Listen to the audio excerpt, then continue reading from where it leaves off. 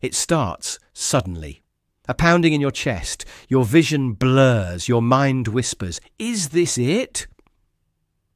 In that moment, fear can be louder than logic, and if you're over 60, it feels even more terrifying because we all know what high blood pressure can lead to. But do you know what to do in that exact moment? Most people don't. And what you do next could make all the difference. So breathe, stay with me, because in the next few minutes, you'll learn not just how to stay safe, but how to take back control with calm, with clarity, and with confidence. This message could save your life, or someone you love. Have you ever felt your heart suddenly pounding faster? Your head feels heavy, maybe even a little dizzy.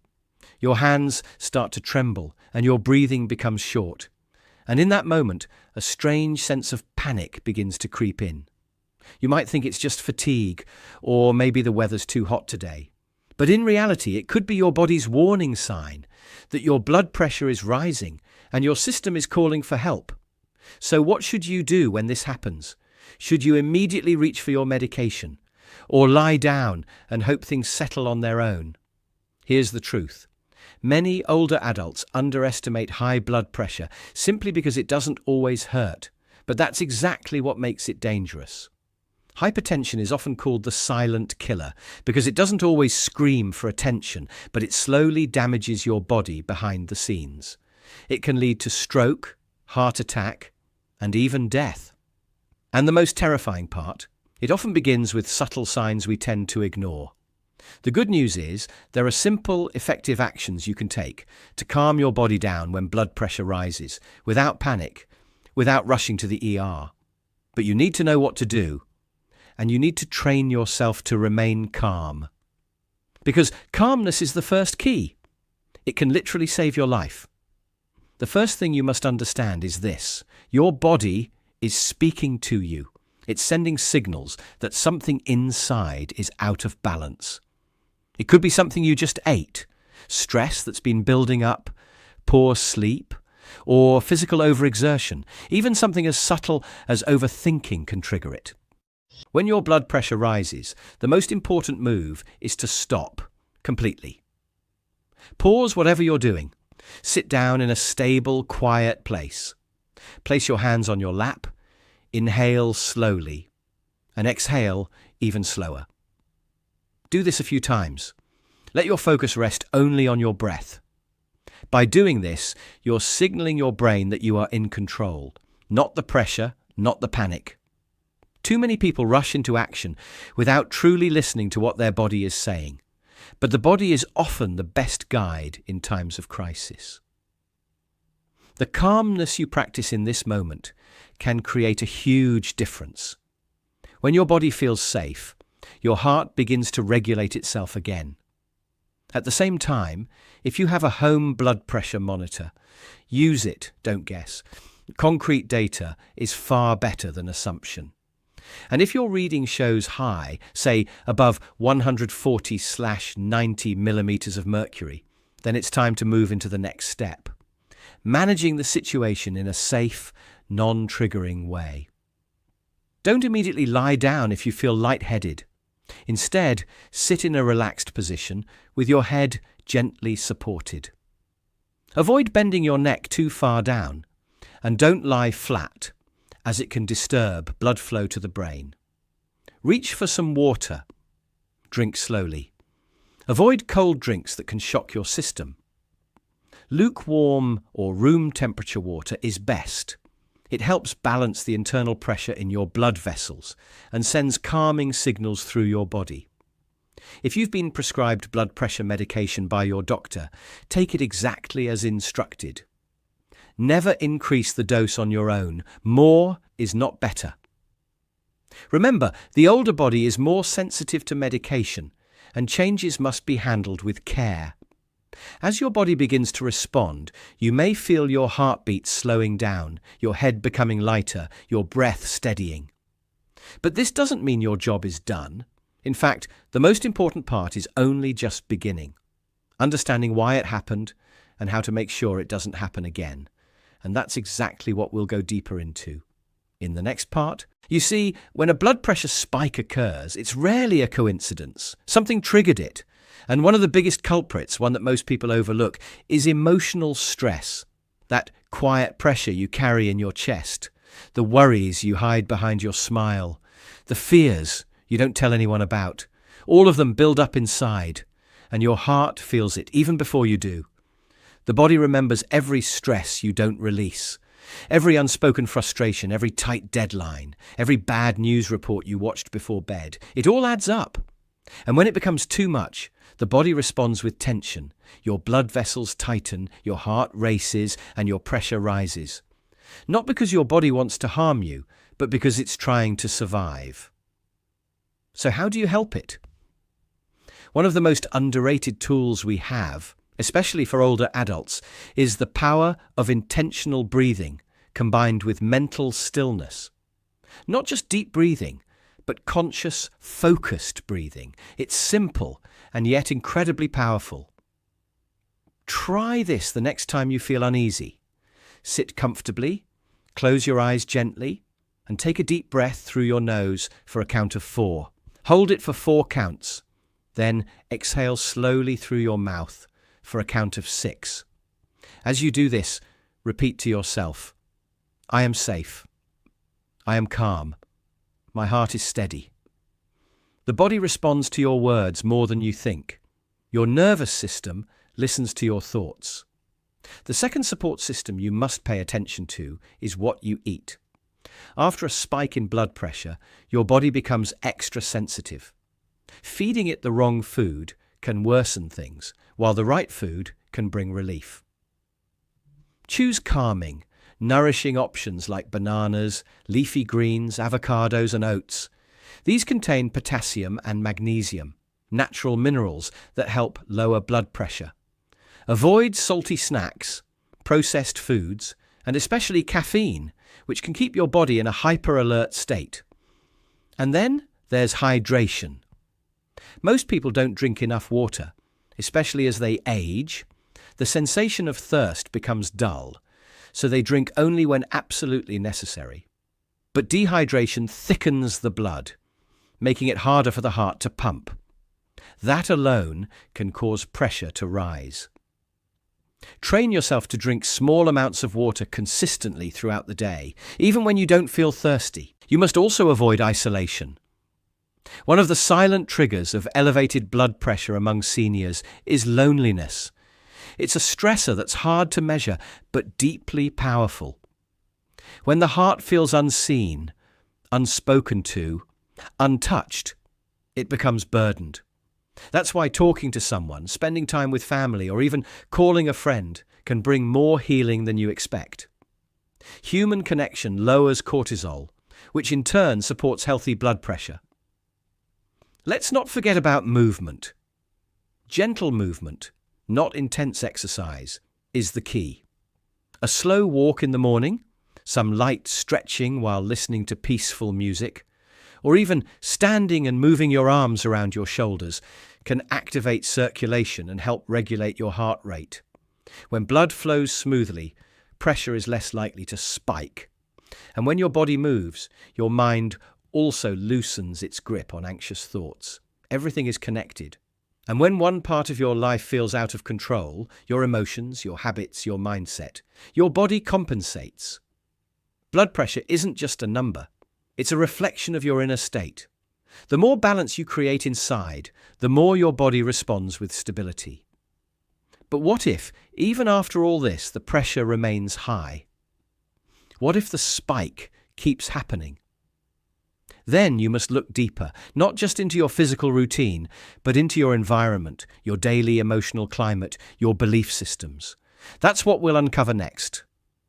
Look around you. The space you live in, the sounds you hear daily, the faces you see, even the light entering your room, they all play a role in your emotional regulation. And that, in turn, affects your blood pressure more than you might realize. Many older adults live in environments that subtly trigger stress. Cluttered spaces, constant noise from a television left on all day, or even harsh lighting that strains the eyes. These aren't just background annoyances. Over time, they send tiny messages to your brain. Stay alert, stay tense, stay ready. And this readiness keeps your pressure elevated without you knowing why.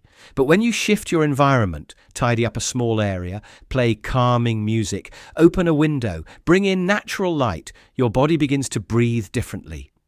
Your nervous system slows down, your thoughts soften. Even something as simple as a plant near your window, or the soft sound of birds in the morning, can become a gentle reminder to your body that you are safe now. There's also the mental environment, the one inside your head. What thoughts are you entertaining? Are they calming you or fueling the storm? Sometimes we live with thoughts that aren't even ours, and fears passed down from others, voices of worry from the news, regrets from the past. These silent voices become constant background noise, and your body listens to them 24 hours a day. When your blood pressure rises, it may not just be the salt in your food, it may be the fear you haven't released. You need peace. Not the absence of noise, but the presence of understanding. That kind of peace only comes when you pause and listen. Not to the outside world, but to yourself. Ask yourself, what do I need right now? Not what others expect. Not what the clock says. What do I need? Maybe you need to forgive yourself. Maybe you need to cry. Maybe you need rest. Maybe you just need someone to hold your hand and tell you that you're not alone. The body reacts to emotional wounds the same way it reacts to physical ones, tightening up, defending itself. And when your heart is on guard for too long, your blood pressure responds with tension. Now think about your routines, your rituals. Are they calming or chaotic? A peaceful routine doesn't have to be complicated. It could be as simple as waking up, opening the curtain, taking 3 slow breaths, and stretching your arms toward the ceiling while saying, "Today I choose calm." Then making your tea slowly, eating your meal mindfully, turning off the news when it feels overwhelming, replacing one stressful moment with a soft one. Each act of intention is a signal to your body. You are loved. You are safe. There is no emergency. If you take medications, do so with care, but not fear. Understand them, respect them. Let them assist you, but don't let them replace the wisdom of your own rhythm. Medical help is important, but it works best when paired with emotional awareness and inner balance. Because healing is not just a physical process. It's emotional, spiritual, relational. And when blood pressure rises, it's not just a number going up. It's your body saying, "I need you to slow down and listen." Now let's go even deeper into what to do during these moments. In the next part, we'll explore not only how to react, but how to build a daily life that protects you, a life that becomes your medicine. There's a rhythm to life that your heart wants to follow, but often we live in ways that push us out of sync. Too much rushing, too much thinking, too many obligations that don't align with our real needs. And our bodies? They keep the score. When your blood pressure rises, it's not only because of the moment, it's often the result of daily patterns that no longer serve you. One of the most powerful ways to begin healing is through rituals that protect your calm. These are not grand or expensive. They are small, intentional acts that tell your nervous system every day, you are not in danger. You can rest now. It can start in the morning, even before you leave your bed. Instead of reaching for the phone or rushing into the day, place your hand over your heart and breathe deeply. Inhale for 4 seconds, hold for 4, and exhale slowly for 6. This gentle breath pattern signals to your brain that you are safe. It's a simple gift, but one that has immense power. Then take 5 minutes to stretch. Let your joints wake up slowly. Let your body feel what it needs. Don't force it. Just listen. Move like someone who is learning to trust their own body again. After that, nourish yourself. Not just with food, but with something beautiful. A poem, a prayer, a moment of silence by the window. let your soul eat too. And throughout the day, protect your peace as if it were medicine, because it is. Say no when you need to. Pause between tasks. Take small sips of water and longer moments of breath. If you feel stress building in your chest, your shoulders, your breath, don't wait until it overwhelms you. Step away, even if only for a minute. Sit in stillness. Lay your hand on your belly. Feel the rise and fall. Whisper something calming to yourself. I'm okay. This will pass. At night, let your sleep become sacred. Dim the lights. Turn off screens. Light a candle if you wish. Let the quiet return. Before bed, ask yourself gently, did I listen to my body today? Did I honor my peace? Did I treat myself with kindness? If the answer is no, don't judge yourself. Simply promise to try again tomorrow. Healing is not perfection. It is consistency in softness. And remember, you are not alone in this.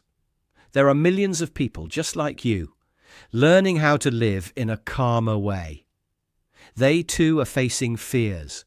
They too are waking up in the middle of the night with pressure in their chest, wondering what to do.